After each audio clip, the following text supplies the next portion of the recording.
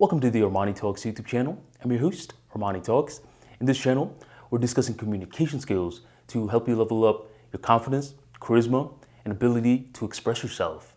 This episode, we're going to be talking about how to unlock your infinite ambition and remove all that laziness. Because there's nothing normal about laziness.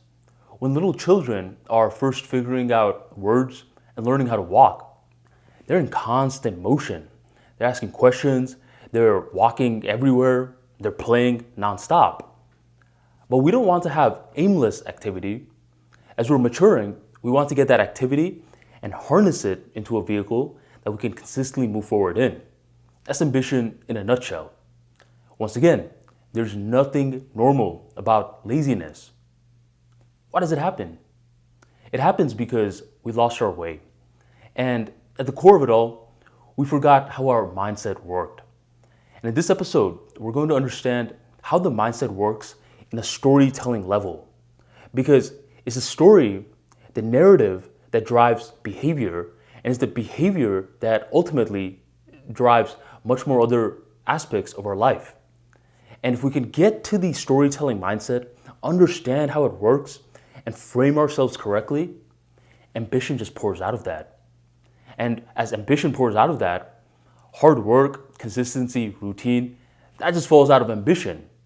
So we're trying to get to the root cause, not focus on all the derivatives, but the root cause. So I want to tell you a little story about something weird that's been happening to me as of late. For the past, I would say 3 to 4 weeks, I've been dreaming. And my dreaming has been peculiar, meaning that it's been extremely clear. Once I wake up in the morning, I can recall exactly what I dreamt. This hasn't happened to me before. Before, throughout my life, whenever I would wake up, the dream would be ambiguous. I would remember little tidbits of it, but not anything too clear.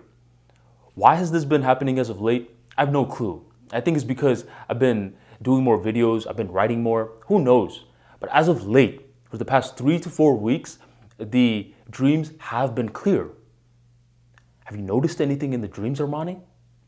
As a matter of fact, I have. What I've noticed is that these dreams are not only clear, but they're a story. I am the character in the story. There's other characters that are being generated. There's traditionally a conflict that's being created in the story. And by the end, there's sort of a lesson or resolution. Character, conflict, lesson, that's a story. So you're telling me when I'm not doing anything, when I'm just dreaming, I'm dreaming in stories? That's correct.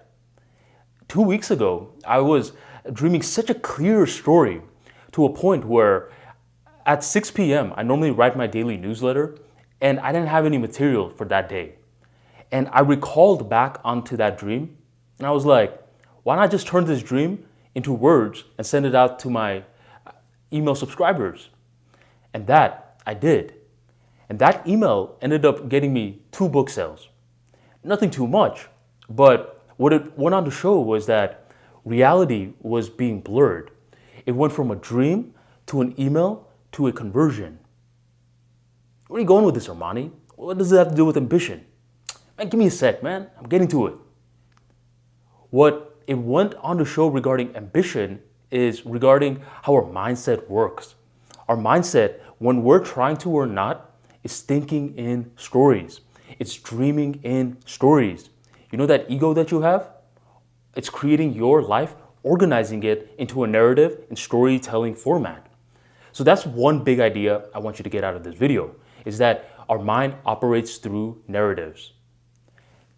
Now, if we're going to be talking about stories, let's talk about a story that we actually enjoy. In the real world, when we're watching stories, who are we rooting for? Are we rooting for that person that has everything figured out? Or are we rooting for that underdog, that one individual who has a chip on their shoulder? Now, I'm rooting for the underdog. The person who has everything figured out, normally I envision them as the villain in the movie.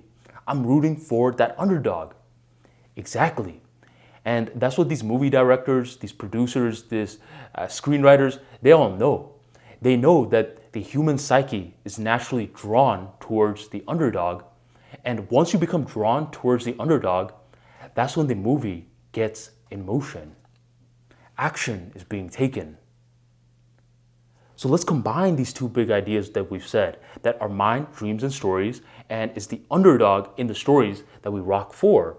If we combine the two, what it leads us to say is that if we want to spark motion in our lives, we have to frame ourselves as the underdog. It's the underdog that has the lifelong ambition. The key, though, is to always frame yourself as the underdog no matter how high you rise. And the reason that the underdog is so powerful is mainly because there's always ambiguity involved. And oftentimes we vilify dissatisfaction, but the main times that we have creativity, the main times that we have curiosity is when we're dissatisfied with something. So dissatisfaction actually sparks behavior changes. Notice what we're doing. We're going from the mindset to framing ourselves correctly, which ultimately leads to a behavioral change. It's the underdog that is the ultimate winner. But we don't want to have finite goals. I know for most self-improvement spaces, they tell you to have crystal clear goals. Make it extremely specific. If you want to be terrific, you need to be specific. They say stuff like that. And that's great for goals that are attainable in certain benchmarks. But in regards to your life, in regards to a behavioral change, we're getting our emotions involved. And the world of emotional intelligence does not follow the same rules as logic. So in the world of emotional intelligence, you don't want to be too specific, because your intellectual mind may say, well, how long do you want yourself to be an underdog before you overcome it? Forever, man. I want to be an underdog forever. Your intellectual mind may not get that, but your emotional intelligence mind is listening loud and clearly. It's because it follows a different rule set. So just say that to yourself. Say, I am an underdog. And then you could get a little bit more specific regarding your field that you're in. Let's say you want to become a terrific public speaker. Rather than saying something like, I want to improve or I want to overcome speech anxiety and therefore I'm the underdog. That's not the correct way to frame it, because if you give 4 to 6 speeches, you're going to overcome speech anxiety. You're still going to feel the nerves, but the nerves are now going to serve as adrenaline. What then? You're no longer an underdog then. You want to give yourself a goal in the realm of emotional intelligence where it's not clear, but at least it progresses you forward. What do you recommend, Armani? Instead of saying, I want to do public speaking to overcome speech anxiety, say, I want to become a flawless public speaker. The intellectual mind has no clue what that means, because in the world of the intellectual mind, flawless? Well, you do realize that humans cannot be flawless.